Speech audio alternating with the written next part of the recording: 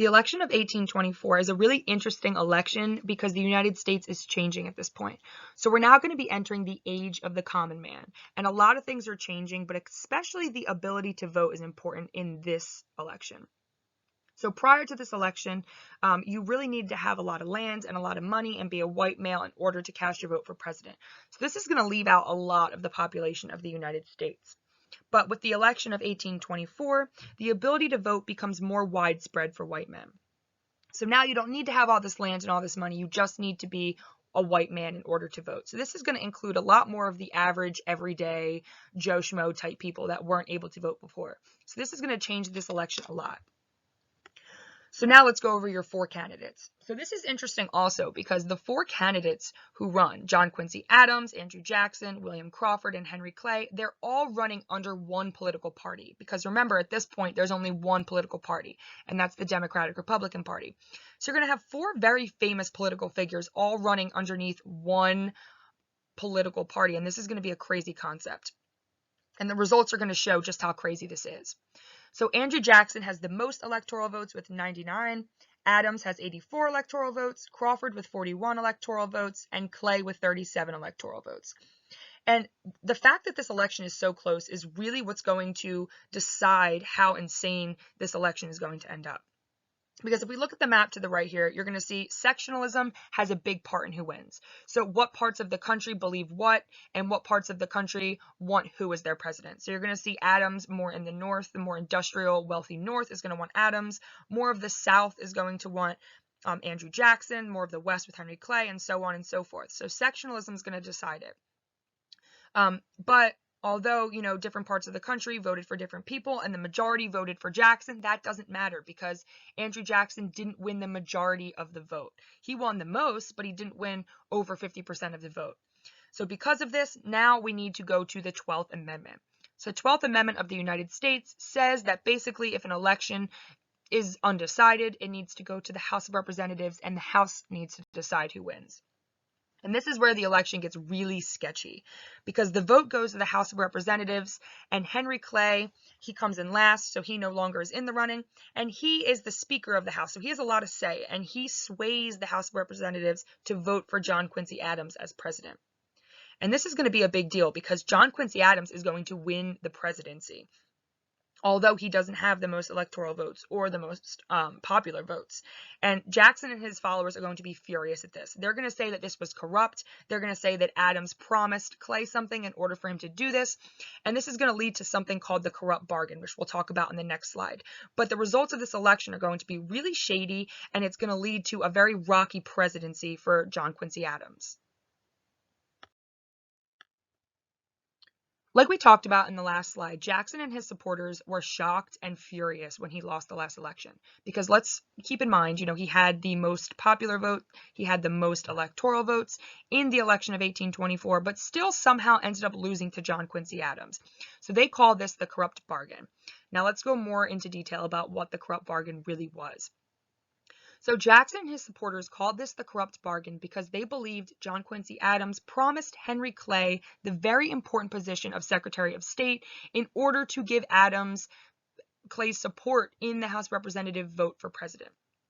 So let's backtrack a little bit. Henry Clay, we know, was Speaker of the House, and Speaker of the House had a lot of power in the decisions made in the House of Representatives. So Jackson and his supporters believed that John Quincy Adams got together with Henry Clay and promised that he could be Secretary of State during his presidency if Henry Clay would make the House of Representatives vote Adams in as president.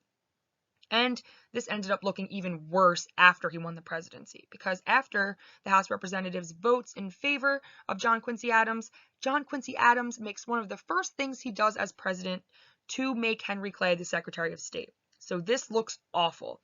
So this is going to end up making John Quincy Adams' presidency really difficult. It's going to make him look shady. People are going to distrust him during his presidency because this isn't a good look for Adams. But also it's going to help Jackson in the next election because Jackson and his supporters are going to be so mad after his loss in the election of 1824. that he's going to drop out of his government position and use this time to prepare himself for the election of 1828, which is going to end up working in his favor. So this corrupt bargain, although it got John Quincy Adams the presidency that he wanted, it didn't work out the best for him. After the messy election of 1824, John Quincy Adams would go on to become the 6th president, and this really wasn't an easy presidency for him. He would even go on to say, "The 4 most miserable years of my life were my 4 years in the presidency." So that should really say a lot. There were a few reasons why this wasn't an easy term for him. So first things first, he was a lot like his dad, John Adams. John Adams was known to be stuck in his ways. He was really stubborn and unable to compromise, and John Quincy Adams was really the same sort of person, and this was going to make his presidency really difficult. And also, during his term in office, he was really plagued by this corrupt bargain scandal.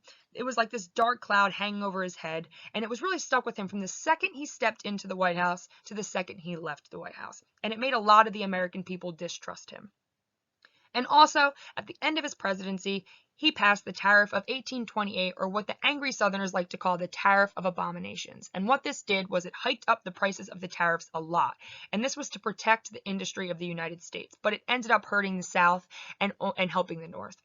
So basically, the North, this would protect their industry, would help their economy, but the South got a lot of their goods from outside of the country, from other places such as England, and this would make it so they had to pay a lot of money to get these goods. So this would really wreck the South and help the North and add to this issue of sectionalism that was already boiling over in the country.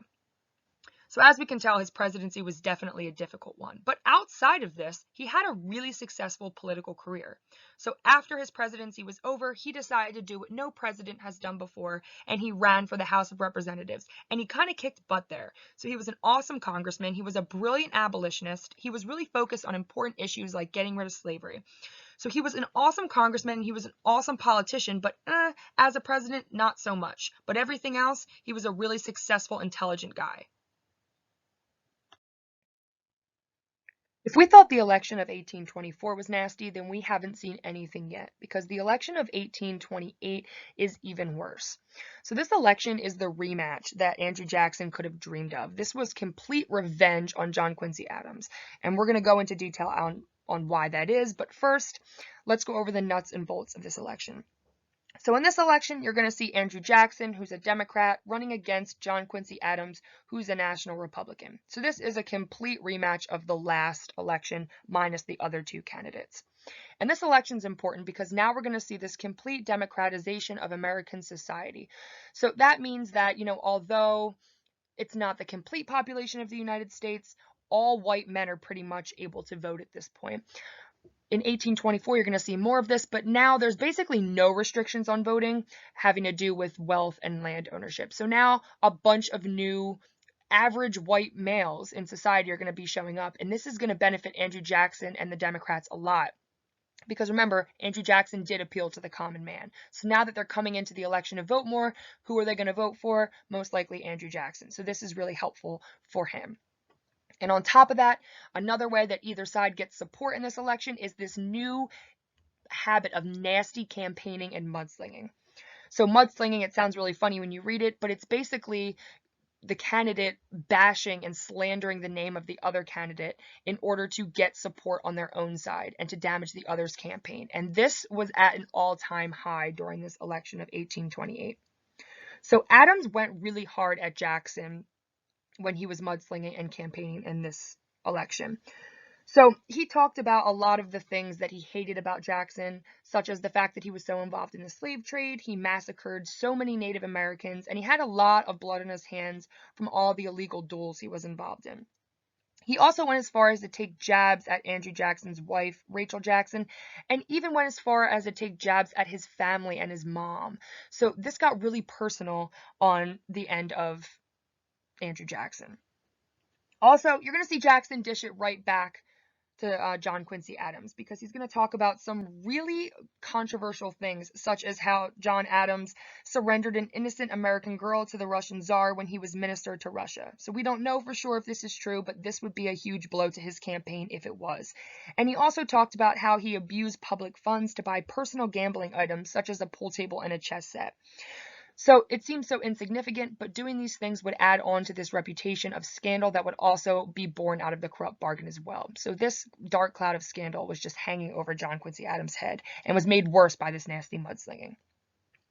So regardless of how both sides did it, Andrew Jackson pulled out this victory with 178 electoral votes. Adams lost with 83 electoral votes, and you can see that the sectionalism in the country is showing through the results of this election. Because if you look at the map, you can see the South loves Andrew Jackson. This could be in part from the tariff of 1828 that Adams passed that made the South angry, or it can be, in the part that Andrew Jackson had influence in the South in Congress. But either way, the South was really a lot of Andrew Jackson supporters, and the North kind of stuck with John Quincy Adams. But the sectionalism is showing, the democratization of American society is showing, and this new age of the common man is dawning. And also, you can really see how much Andrew Jackson appealed to the common man, because after his inauguration, he's going to have over 20,000 people celebrate his inauguration at the White House. And this is going to, cause this big fiasco. And this is going to show, he does appeal to the common man, but things did get a little crazy. After the craziness that was the election of 1828, we're now going to have Andrew Jackson as the 7th president. And he's definitely a fresh, new sort of president. He's very different from the presidents that we've seen in the White House before. And he was really seen as this symbol of new political changes and this new era of the common man that is now, dawning over the United States. He was known as the people's president, and he did things very differently. And an example of this is something called the spoils system. And this was Jackson's way of turning over the way government was. So Jackson essentially was going to turn over old office holders with more loyal, unqualified people. So if people didn't have the qualifications to be in these federal government positions, he didn't care. He felt as though there was corruption in the old federal government, and he wanted to replace those positions with positions of people that he trusted, that were loyal to him, and that he felt weren't corrupt. And this was going to be really controversial and really problematic, because this was going to lead to Jackson's kitchen cabinet, which was basically his unofficial cabinet, his advisors. And none of these people were approved by the Senate. None of them were really qualified. So this was going to lead to a lot of these people being not ready for these positions, not qualified, not doing their job as well as they should, not being educated on how to successfully carry out, what these people were supposed to be doing in the government. So this was going to make a lot of people uneasy, but it was going to make a lot of people think, finally the corruption in the federal government was going to be gone. And it's not for no reason, because Andrew Jackson did end up uncovering some corruption in the government and some scandal in the government. But it was still a really bold step for him to take to make this whole spoil system and to overturn up to 20% of the federal jobs that were already given to other people. So this spoil system, this kitchen cabinet, they were really signs that Andrew Jackson was a man of the people. He thought that this was a very democratic thing to do, was to replace these federal positions with fresh new positions on people who were common. Common man should have these important federal jobs. They should be involved in the federal government. So although this was seen as problematic and ridiculous to some, to others this seemed like a more democratic way of doing things. And Andrew Jackson for sure was a man who did things different. So the nullification crisis was a huge deal in so many ways, but first let's talk about where it came from and why it snowballed into this huge deal. So the nullification crisis was based on this issue, and that issue was tariffs. So I know we talked about it before, but tariffs are taxes on imported goods being brought into the United States from other countries. And these tariffs were going to affect the United States in different ways in the North and the South.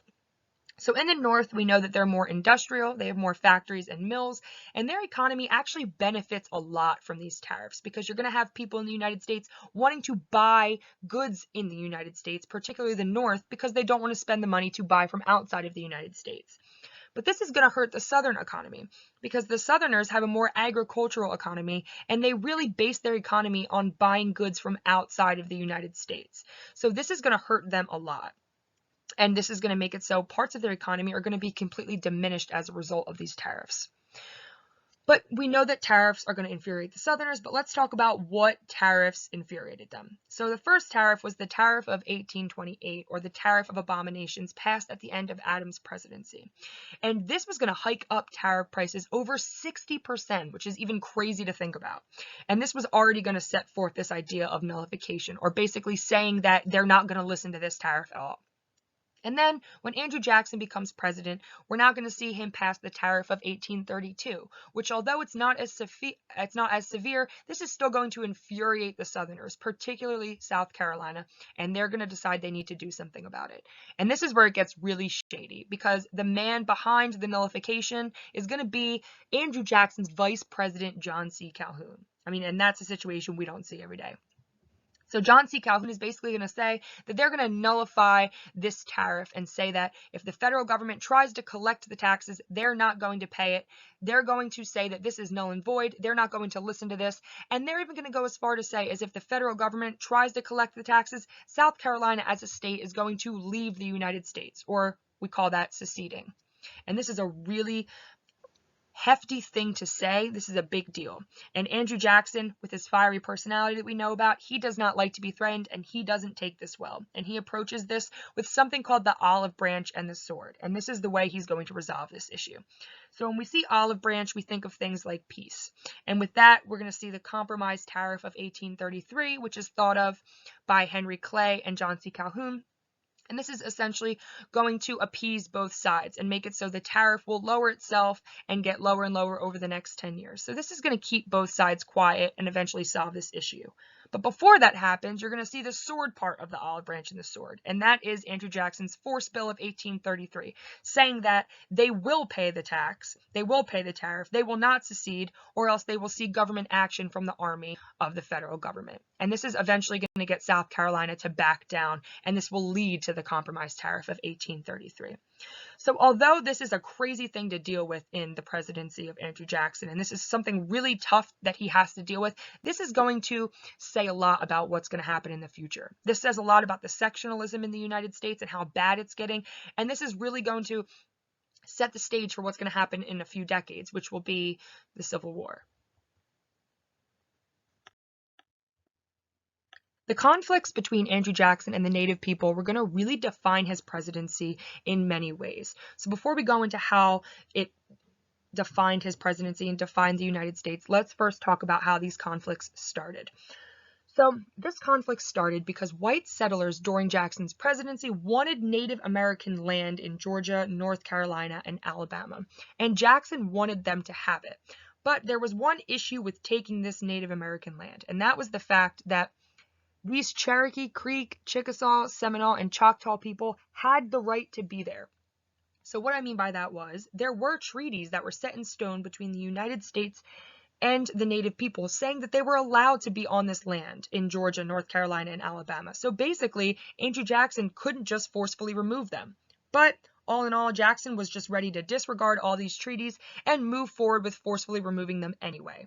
And this would lead to the Indian Removal Act of 1830, which would remove these people and put them in present-day Oklahoma territory. So due to the fact that this was just as wrong as it sounded, the Cherokee Indians recognized how unconstitutional this was, and they decided to take this to the Supreme Court of the land. And this would snowball into the court case known as Worcester versus Georgia, where for once and shockingly, American history went on the side of the Native American people when John Marshall sided with the Cherokee Indians and their treaties, saying that the United States had no jurisdiction over these lands that the Native Americans were living on. Therefore, they couldn't remove them. This seems like a huge win for the Cherokee people and all the rest of the Native people on this land, but it really wasn't, because Andrew Jackson did not care at all about the Supreme Court ruling, and he was not willing to enforce it. He even told Marshall that if he wanted to enforce it, he would have to, because Jackson wouldn't at all. So this was a complete loss, and it honestly wasn't even worth the court case because the result didn't matter to Jackson anyway. So this would lead to a lot of conflict. It would lead to the Second Seminole War, and moving forward outside of Andrew Jackson's presidency, the next president, Martin Van Buren, would then be responsible for the Trail of Tears, which would lead all of these people forcefully out of their lands, leading to a mass death of the Native people. So although Andrew Jackson had, this Indian Removal Act of 1830 within his presidency, this would have after effects and ripple effects that would go long after he was out of office. So the Whig Party was born during Andrew Jackson's presidency. And it makes sense that it was born during Andrew Jackson's presidency because the reason it was created is in opposition to Andrew Jackson. So Henry Clay started the Whig Party in 1831, and that's because he absolutely despised the policy of Andrew Jackson. And you can see that in their beliefs. So let's go over their beliefs a little bit. Some beliefs of the Whig Party was that they loved the American system. And we know we talked about the American system made by Henry Clay, things like infrastructure changes, things like industrialization, which are all things that Andrew Jackson was kind of opposed to. You're also going to see that they're anti-slavery, which we know Andrew Jackson is a slaveholder and he was involved in the slave trade. They are anti-Indian removal, which we just talked about in the last slide. Andrew Jackson is very much involved in Indian removal. And they resemble a lot of modern day liberal ideas, which wouldn't really align with some of the things that Andrew Jackson believed in. So they are completely in opposition to most of the things Andrew Jackson says, and they even refer to President Jackson as King Andrew I. And this was not a compliment at all. As we know, the United States broke apart from Britain because they didn't want to be part of the system that had a king and a monarch, and they thought that Andrew Jackson was completely disregarded the democratic system. He was ignoring checks and balances, and he was acting like a tyrant instead of acting like the president, and this was not a good thing. So although the Whig Party was made out of this opposition to Andrew Jackson, you're going to see that they ended up having a significant amount of power in Congress and in Washington, and they would even be a powerful party for a few decades. So this election is going to be between two rivals, just like the last election. So in the last election, we had John Quincy Adams going against Andrew Jackson, and now we have Andrew Jackson going against Henry Clay. And if we can rewind a little bit to the corrupt bargain, we know that these two absolutely despise each other, so this should make for an election with a lot of campaigning and a lot of mudslinging, which seems to be the new trend now. So we're going to see Jackson running as a Democrat and Henry Clay running as a Whig, and they're going to face off, ultimately giving Andrew Jackson the victory over Henry Clay. So at this point, Henry Clay is not having much luck running for president, but we also can understand that Andrew Jackson was still really popular after his term of president, so this was kind of already set in stone. So Andrew Jackson wins with 219 electoral votes, and Clay loses with 49 electoral votes. And also, interestingly enough, John C. Calhoun is going to resign as Andrew Jackson's vice president after the whole nullification crisis business, and his new vice president will be Martin Van Buren. So what a way to ring in Andrew Jackson's second term as president. We are now going to go into the Bank War. So the Bank War erupted in 1832, and of course at the center of this you're going to see this argument between Henry Clay and President Jackson, and that's going to be the fact that we have to deal with if we want to renew the charter for the Bank of the United States. So we're going to see Nicholas Biddle, Daniel Webster, and Henry Clay on the side of the Bank of the United States, or the federal bank, and they are going to propose to Congress a re-charter of the Bank of the United States. So this is going to bring back the federal bank the same way it was during James Monroe's presidency. And this entire thing's going to get through Congress, but Jackson's going to veto it, calling it unconstitutional. But here's where things get tricky, because technically, this is constitutional. If we rewind to McCulloch v. Maryland, the Supreme Court did rule that the federal bank is constitutional and that the federal government has the power to make a federal bank. So this is going to add more and more to this King Andrew I idea, that Andrew Jackson is just completely going against what the government says, completely going against checks and balances and the Constitution, and doing really just whatever he wants. So at this point, Andrew Jackson's going to do something really crazy, and he's going to take out federal funds from the federal banks, and he's going to put these funds and disperse them into loyal state banks called pet banks. So banks in the states that were loyal to him. And this is going to cause rapid inflation and increased land grabs in the West. So this is going to start this really slow process towards this explosion of a panic with the economy after his presidency. So this idea is going to appeal to the common man. He's going to appeal to them and say that, federal banks are only for wealthy, elite Americans, so we should all not want to recharter this bank. And people are going to side with him on this. But the federal banks ultimately were important for several different reasons. So by killing the federal bank, this was going to kill the economy. So this ultimately was a bad idea. But it's important to understand that he also had one last hurrah when he tried to fix this, and that was called the species circular, which was his idea that he was going to take hard money as the only payment for land, which like silver and gold and things like that. So he thought that this would halt inflation, halt this extreme buying of land that was happening at this point, but it did not. It only made the economy worse, and he essentially left a mess for presidents to come.